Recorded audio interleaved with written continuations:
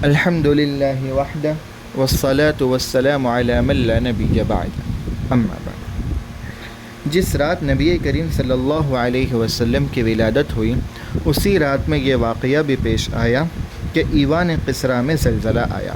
ایوان یا محل کو کہا جاتا ہے، یعنی قصرہ کے محل میں زلزلہ آیا جس کی وجہ سے محل کے 14 کنکرے گر گئے۔ کنکرے یہ دیوار، بڑی دیوار ہوتی ہے محل کے چاروں طرف، جس میں دروازے لگے ہوئے ہوتے جس سے محل کے اندر داخل ہوا جاتا ہے۔ اس کو آپ اس وقت عالی شان انٹری گیٹ سے بھی تعبیر کر سکتے ہیں۔ تو محل کے 14 کنکرے گر گئے، اور اسی رات میں یہ واقعہ بھی پیش آیا کہ فارس کا آتش گدا جو 1000 سال سے مسلسل روشن تھا، فارس کے اندر آگ کی پوجا ہوتی تھی، تو وہاں کا آتش گدا جو ہے وہ 1000 سال سے ایک لمحے کے لیے بھی بجھا نہ تھا، وہ یکایک بجھ گیا، اور دریائے ساوا خشک ہو گیا۔ جب صبح ہوئی تو کسریٰ نہایت ہی پریشان ہو گیا کہ یہ کیا معاملہ ہوا۔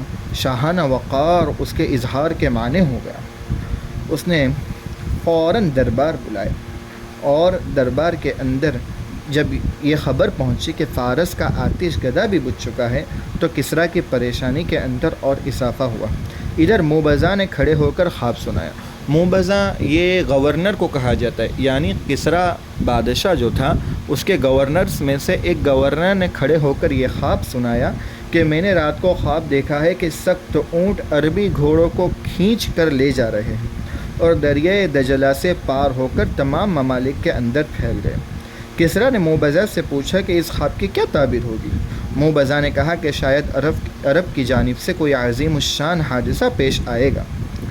کسریٰ نے اطمینان کی غرض سے نعمان کے نام خط بھیجا کہ کوئی اچھے بڑے جاننے والا عالم کو میرے پاس بھیجو جو میرے سوالات کا جواب دے سکے۔ ادھر سے نعمان نے ایک بڑے عالم عبد المسیح غسانی کو روانہ کیا۔ عبد المسیح جب حاضر دربار ہوا تو بادشاہ نے کہا کہ میں جس چیز کو تم سے پوچھنا چاہتا ہوں کیا تم کو اس کا علم ہے؟ کیا تم اس کا جواب دے سکو گے؟ عبد المسیح نے کہا کہ آپ بیان فرمائیے، اگر مجھ کو علم ہوگا تو میں بتلاؤں گا، ورنہ کسی جاننے والے کی طرف رہنمائی کر دوں گا۔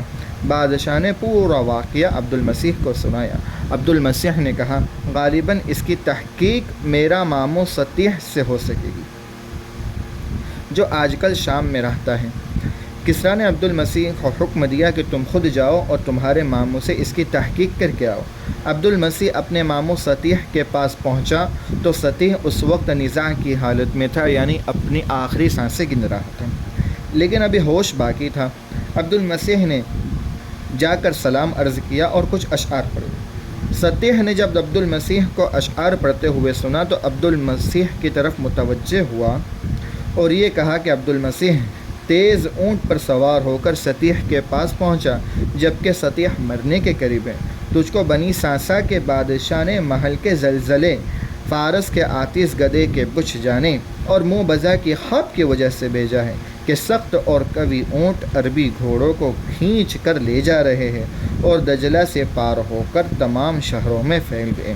اے عبد المسیح، خوب سن لے، جب کلام الہی کی تلاوت کثرت سے ہونے لگے، صاحب عصا ظاہر ہو اور دریائے ساوا خشک ہو جائے تو اور فارس کی آنکھ بجھ جائے تو سطیح کے لیے شام نہ ہوگی۔ بنی ساسا کے چند مرد اور عورتیں بقدر کنگروں کے بادشاہت کریں گے، یعنی یہ جو خواب کی یہ جو زلزلہ آیا تھا اور جو 14 کنگرے 14 گیٹس گرے تھے، تو اس کی تعبیر یہ ہوگی کہ اب آگے چل کر 14 سلطنت ہی قائم ہو سکے گی، اس کے بعد یہ سلطنت کا خاتمہ ہو جائے گا، یعنی اب آگے چل کر 14 بادشاہ حکمرانی کر سکیں گے، اور جو شے آنے والی ہے وہ گویا آ ہی گئی۔ یہ کہتے ہی مسیح مر گیا۔